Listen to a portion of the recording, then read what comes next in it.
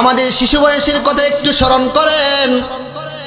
যখন শীতকালে পৃথিবীর সমস্ত মানুষগুলো ঘুমিয়ে পড়তো, আমার বাবাও ঘুমিয়ে পড়তো, রাত্র গভীর হয়ে যায়, আমি সন্তান ঘুমাই না, মা আমাকে কোলে নিয়েছে, কিছুক্ষণ পরে পরে স্তনের দুধ পান করায়, কোলের মধ্যে নিয়ে এরকম ভাবে দোলনা দেয়। আমি সন্তানকে ঘুম পাড়াবার জন্যে অনেক কষ্ট করে মা আমাকে ঘুম পাড়িয়েছিল। ঘুমানোর পরে মা বিছানার মধ্যে গরম খাতা দিয়ে ঘুম পাড়িয়ে দিয়েছে। মা এক পাশে শুয়ে পড়েছে। কিছুক্ষণ পরে পরে মা আমার নিচে হাত দিয়ে দিয়ে দেখেছিল আমি কি প্রস্রাব করে দিয়েছি কিনা। কখনো যদি প্রস্রাব করে দিয়ে থাকি, মা ওই গরম খাতা কম্বলের নিচ থেকে মোড়ায় মোড়ায় বের হয়ে আমি সন্তানকে গরম খাতা দিয়া জড়ায়া মায়ের ওই শুকনা জায়গার মধ্যে, গরম জায়গার মধ্যে আমাকে শোয়া দিয়েছিল, ঠিক কিনা? তারপরে মা আমার ভিজা জায়গার মধ্যে পাতলা একটা কাপড় বিছিয়ে সারা রাত্র এখানে কাটিয়ে দিয়েছিল। আমি সন্তান তৃপ্তি ভরে ঘুমিয়েছিলাম। ওই রব্বে কাবার কসম খেয়ে বলি, যার হাতে আমাদের প্রাণ, ওই রব্বুল আলামিনের কসম খেয়ে বলি বন্ধুরা আমার, আমি যে সারা রাত্র তৃপ্তি ভরে ঘুমিয়েছিলাম, আমার এই তৃপ্তিময় ঘুম মায়ের দিলকে আনন্দে আন্দোলিত করে তুলেছিল, ঠিক কিনা? কিন্তু আজকে সেই পিতামাতার সাথে আমরা বিদ্যাচারণ করি। পিতামাতা যখন বার্ধক্য বয়সে উপনীত হয়ে যায়, বার্ধক্য যখন তাদেরকে গ্রাস করে ফেলে, তখন পিতামাতাকে দুর্বল ভেবে তাদের সাথে যা তা আচরণ করা শুরু করে দেয়। ভুল বলেছি ভাই? আপনাদের সমাজে নাই? পৃথিবীতে যত মানুষ দেখেন, যত মানুষ আমাকে আপনাকে ভালোবাসে, মায়ের চাইতে প্রিয় আর পৃথিবীর বুকে কেউ নাই। পৃথিবীতে মায়ের মতো আপন কেউ হবে না, পৃথিবীতে মায়ের মতো আপন কেউ হবে না। তোমরা কোনোদিনও মায়েরই মনেতে কষ্ট দিও না, তোমরা কোনোদিনও মায়েরই মনেতে আঘাত দিও না।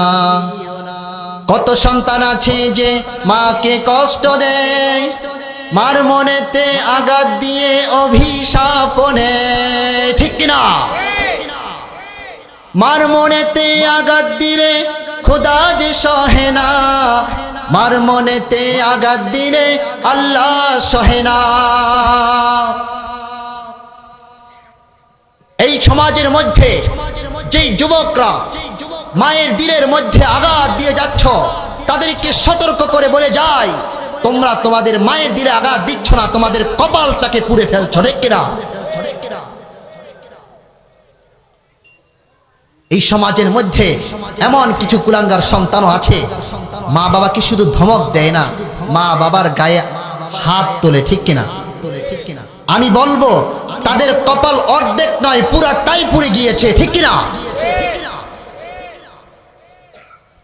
অথচ নবী করিম বলেছেন, فلا تقل لهما أف ولا تنهرهما وقل لهما قولا كريما।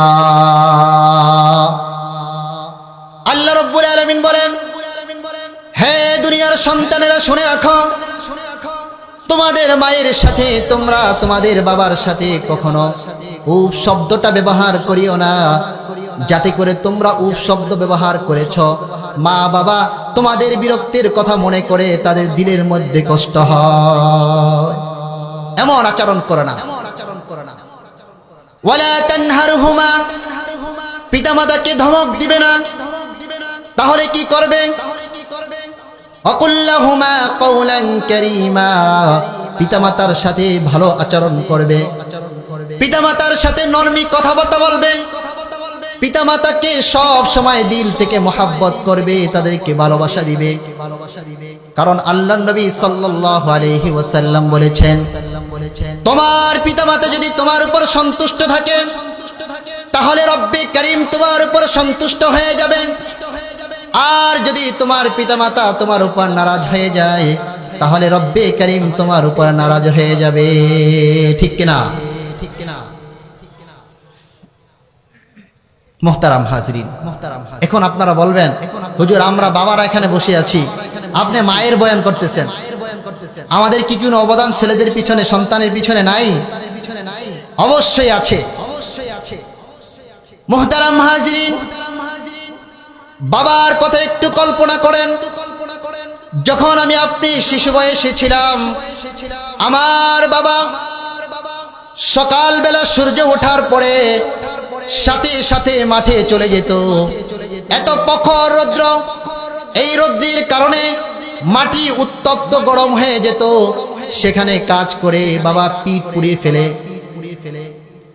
সারাদিন কাজ করার পরে কিছু জিনিস পায়, কিছু টাকা পাওয়ার পরে বাবা নিজে ভালো জিনিস খায় না, বাজারে গিয়া ভালো খাবার কিনে আনে। কিনে আনার পরে সন্তানকে কাছে নিয়া বাবা গালের মধ্যে নিজ হাতে খাবার উঠিয়ে দেয়। সন্তান যখন খাবারটাকে একবার দুইবার চিবানো দেওয়ার পরে ওই খাবারের স্বাদটা যখন তার জিহ্বার মধ্যে লাগে, সন্তান একটা মুস্কি হাসি দিয়ে ফেলে। রব্বে কারিমের কসম খেয়ে বলি, আপনারা তো বাবা হয়েছেন, উপলব্ধি করতে পারবেন সন্তান যে মুস্কি হাসি দিয়েছে, সন্তানের এই মুস্কি হাসি বাবার সারা দিনের সব ক্লান্তি সব দূর করে দিয়েছে। ঠিক কিনা? ঠিক কিনা?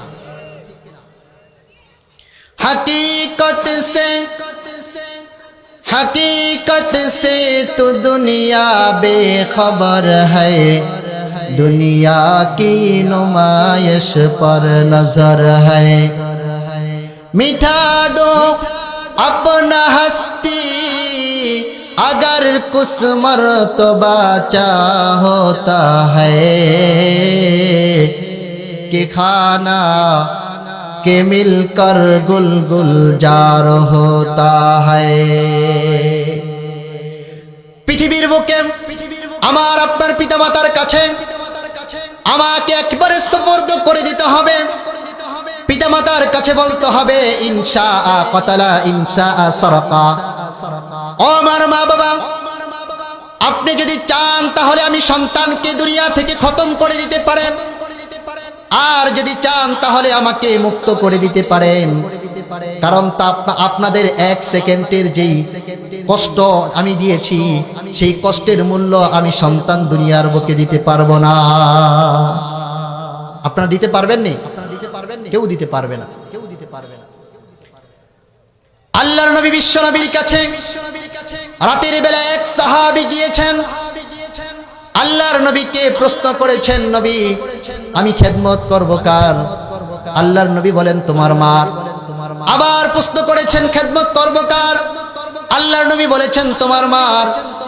তৃতীয়বার প্রশ্ন করেছেন খেদমত করব কার? আল্লাহর নবী বলেন তোমার মার। চতুর্থবার জিজ্ঞেস করার পরে আল্লাহর নবী বলেন খেদমত করবা তোমার বাবা। মায়ের মর্যাদা 3 গুণ বৃদ্ধি করে দিয়েছেন কে? জোরে বলেন, মায়ের মর্যাদা 3 গুণ বৃদ্ধি করে দিয়েছেন কে? আল্লাহু আকবার, আল্লাহু আকবার। আল্লাহর নবীর একজন জলিলুল কদর সাহাবী, যারা বিশেষ করে হাদিস পড়েন, হাদিসের ভিতরে কিছুক্ষণ পরে পরে একজন সাহাবীর নাম পাবেন আবু হুরায়রা রাদিয়াল্লাহু তাআলা আনহু।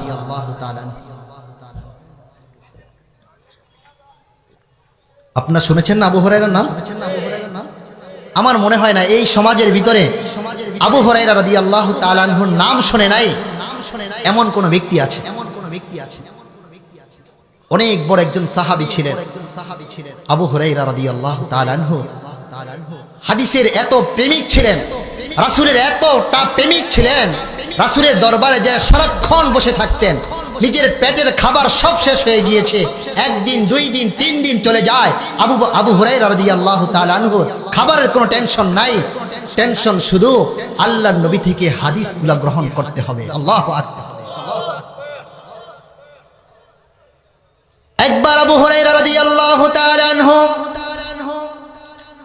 আল্লাহর নবী নবী বিশ্ব নবী মুহাম্মদুর রাসূলুল্লাহ সাল্লাল্লাহু আলাইহি ওয়াসাল্লামের দরবারে যায় উপস্থিত হয়ে কান্না করে আল্লাহর নবী জিজ্ঞেস করেন, আবু হুরায়রা, কি হয়েছে তোমার, চোখে পানি কেন?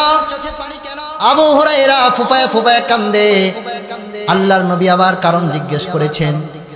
আবু হুরায়রা রাদিয়াল্লাহু তাআলা আনহু বলেন, নবী গো, যেই কদম মুবারক চুমু করতে পারলে, যেই কদম মুবারকে চুমু দিতে পারলে পৃথিবীর সারা জগতের মানুষ ধন্য মনে করে, তাম পৃথিবীর মানুষ এই কদমে চুমু খেতে পারলে নিজেকে ধন্য মনে করে, সেই দরবার থেকে আমাকে ফিরে বাড়ি যেতে একটু বিলম্ব হয়েছে, এই কারণে আমার মা আমাকে মারধর করেছে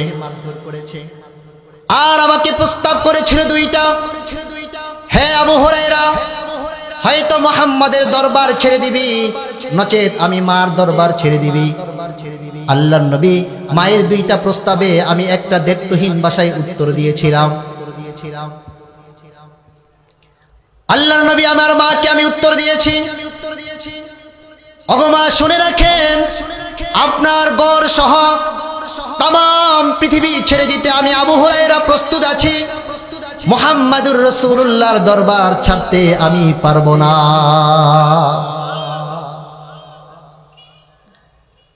হযরত আবু হুরায়রাকে আল্লাহর নবী কি বলেছেন একটু খেয়াল করে শুনেন। আল্লাহর নবী আবু হুরায়রাকে বলেন, আবু হুরায়রা, তুমি কি তোমার মায়ের ব্যাপারে আমার কাছে অভিযোগ করছো? আমি কিন্তু তোমার মায়ের বিচার করতে পারবো না।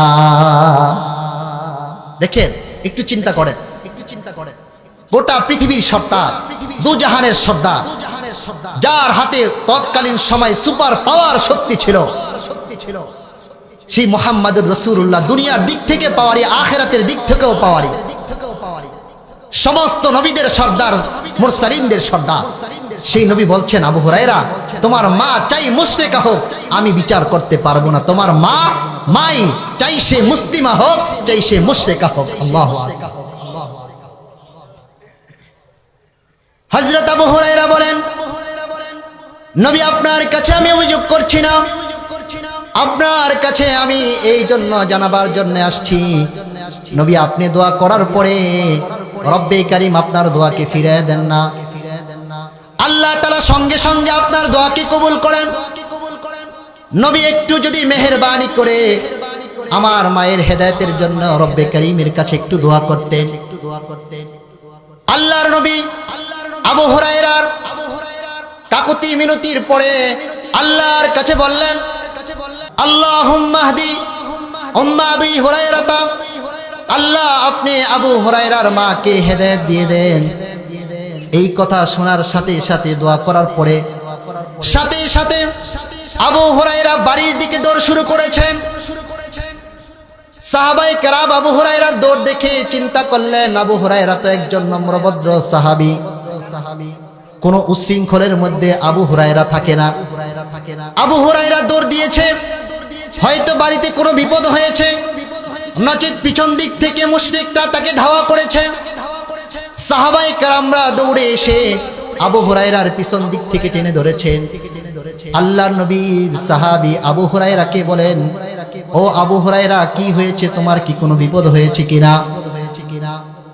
আল্লাহর নবীর সাহাবী আবু হুরায়রা বলেন, ভাইরা আমার কোনো বিপদ হয় নাই, রাহমাতুল লিল আলামিন আমার মায়ের হেদায়েতের জন্য দোয়া করেছেন, আমি দৌড় দিয়েছি। আল্লাহর নবীর দোয়া আগে পৌঁছে যায় কিনা আমি আগে পৌঁছতে পারি। আবু হুরায়রা বাড়িতে গিয়ে দরজায় খটখট করে নক করেছেন। নক করার সাথে সাথে আবু হুরায়রার মা ভিতর দিক থেকে বলেন, কে? আবু হুরায়রা বলেন, আমার মা যখন বলেছিল কে, এই শব্দের মধ্যে আমি কুফুরির যে কর্কট শব্দ সেটা শুনতে পাই নাই, ইসলামের নরমি ভাষার শব্দ শুনতে পেলাম। আল্লাহু আকবার। আবু হুরায়রা বললেন, আম্মা জান, আমি আপনার সন্তান আবু হুরায়রা। আবু হুরায়রার মা দরজাটা খুলে দিলেন। দরজা খুলে দেওয়ার পরে আবু হুরায়রা ভিতরে ঢুকেই সাথে সাথে মায়ের চেহারার দিকে তাকিয়ে দেখে চুলগুলো বেয়ে বেয়ে পানি পড়তেছে। আবু হুরায়রাকে জড়ায় ধরেছে, জড়ায় ধরে আবু হুরায়রার মা আবু হুরায়রার কপালের মধ্যে চুমু খায়, গালের মধ্যে চুমু খায়। চুমু খেয়ে কে বলে, ও আবু হুরায়রা, আমি ভীষণ অপরাধ করে ফেলেছি রে বাবা, তোমার গায়ে আঘাত করেছি। এমন ব্যক্তির দরবারে যাওয়ার কারণে, যেই ব্যক্তির দরবারকে চুমু করতে পারলে তাম পৃথিবীর মানুষ নিজেকে ধন্য মনে করে। এই ব্যক্তির সত্যবাদিতার ব্যাপারে পূর্ববর্তী কিতাবের মধ্যে সংবাদ আসছে। বাবা, আমি না বুঝে তোমাকে আঘাত করেছি, আমাকে ক্ষমার দৃষ্টিতে দেখে তুমি রাহমাতুল লিল আলামিনের দরবারে নিয়ে আমাকে উপস্থিত করে দাও। আবু হুরায়রা বুঝতে আর দেরি হলো না যে আমি বাড়ি আসার আগেই আল্লাহর নবীর দোয়া আরশে মহল্লায় পৌঁছে গিয়েছে। আল্লাহর নবীর সাহাবী আবু হুরায়রাকে নিয়ে আল্লাহর নবীর দরবারে উপস্থিত হওয়ার সাথে সাথে আবু হুরায়রার মা আল্লাহর নবীর খেদমতে আরজ করে দিলেন, আশহাদু আল্লা ইলাহা ইল্লাল্লাহু ওয়াহদাহু লা শারীকা লা ওয়া আশহাদু আন্না মুহাম্মাদান আবদুহু ওয়া রাসূলুহু। আল্লাহু আকবার। আবু হুরায়রার মা সাক্ষ্য দিয়ে দিলেন, আল্লাহ ছাড়া পৃথিবীর বুকে কোনো মাবুদ নাই, পৃথিবীর বুকে একমাত্র আমাদের নবী হলেন সরকারে কায়নাত হাবিবে কিবরিয়া মুহাম্মাদুর রাসূলুল্লাহ। যাই হোক, ঘটনা বলতেছিলাম, বলার উদ্দেশ্য হলো এটা যে আবু হুরায়রার মা মুশরিকা হওয়ার পরেও আল্লাহর নবীর দরবারে উপস্থিত হওয়ার কারণে আবু হুরায়রাকে মেরেছেন। কিন্তু আল্লাহর নবী অপারগতা প্রকাশ করেছেন যে আবু হুরায়রা, তোমার মা তো মাই, চাই সে মুমিনা হোক চাই সে মুশরিকা হোক, তোমার মায়ের বিচার মায়ের দৃষ্টিতে আমি করতে পারবো না।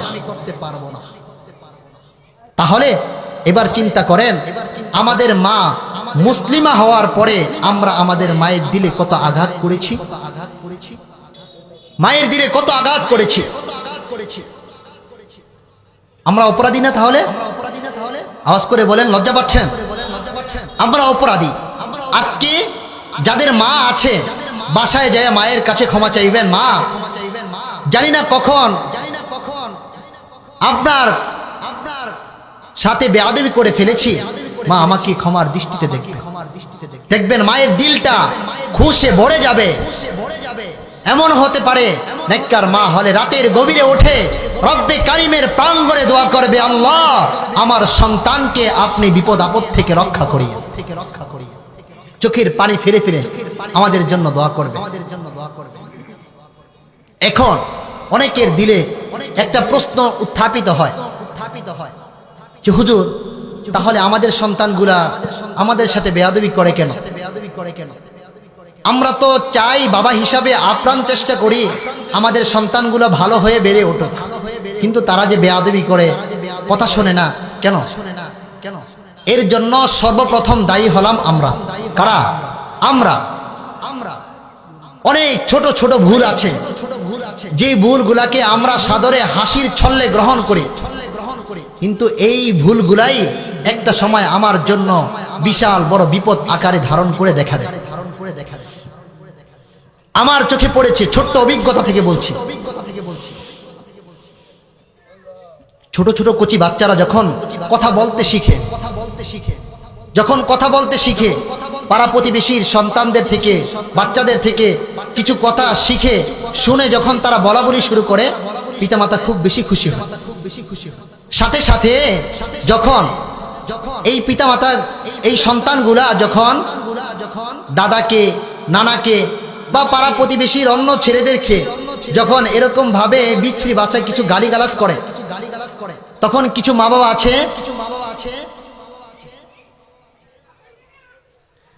বাবা আছে তারা সন্তানের মুখের গালি শুনে তারা আনন্দে উল্লাসিত হয়ে হাসি রহস্য করে। অনেক এমন হয় বিদেশে স্বামীর কাছে ফোন দিয়ে বলে, ওগো শোনছনি, তোমার বাবা তোমার ছেলে অমুককে এই গালিটা দিয়েছে, কথা শিখে ফেলেছে। এখন স্বামী স্ত্রী দুইজন, মা বাবা দুইজন এখন আনন্দে উল্লাসিত হয়ে যায়। আমি বলছি মোহতারাম হাজিরিন, আজকে আমার সন্তানটা এই ছোট বয়সে অপরকে গালি দিয়েছে, গালি বলা শিখতেছে, একদিন অপরের গায়ে হাত তুলবে। এরকম যখন অভ্যাসের ইয়েছে পরিণত হয়ে যাবে, একটা সময় এমন হবে আমার সন্তান আমি বাবার গলার মধ্যে কণ্ঠনালী চিপে ধরতে কোনো দ্বিধাবোধ করবে না। এরকম হচ্ছে ভাই, পত্র পত্রিকা আপনারা দেখছেন, অনেক মাকে হত্যা করে ফেলছে, বাবার গায়ে হাত তুলে বাবাকে মারতে মারতে বেহুশ করে ফেলে দিচ্ছে। এর জন্য দায়ী কিন্তু আমরা। মুহতারাম হাজিরিন, আসলে আমার সময় কম, সময় শেষ, মাত্র 2 মিনিট সময় দিয়েছেন, শেষ। আলোচনা আর দীর্ঘ করব না, খোলাছাড়া আপনাদেরকে বলে দিই, আমার আলোচনার আজকে মূল বিষয় হলো, যারা আমরা সন্তান আছি, আমাদের পিতা মাতা আছে, তাদের সাথে সব সময়ে আমরা নরমি আলোচনা করার চেষ্টা করব, নরমি আচরণ করার চেষ্টা করব, কখনো তাদের সাথে বেয়াদবিমূলক আচরণ করব না। আর আমরা পিতা হওয়ার পরে, মা হওয়ার পরে আমাদের দায়িত্ব কি? আমাদের দায়িত্ব হলো আমরা পিতা হয়ে, মা হয়ে আমাদের সন্তানদেরকে নেককার সন্তান হিসাবে গড়ে তোলার আপ্রাণ চেষ্টা করবো ইনশাআল্লাহ। হুজুর চলে আসছেন, গুরুত্বপূর্ণ আলোচনা রাখবেন, আপনারা সকলে ধৈর্য সহকারে আলোচনা শুনবেন। আমি এখানে আমার আলোচনার ইতি টানলাম। ওয়া আখিরু দাওয়ানা আলহামদুলিল্লাহি রাব্বিল আলামিন। নাসরুম মিনাল্লাহি ওয়া ফাতহুন করিম। আসসালামু আলাইকুম ওয়া রাহমাতুল্লাহ।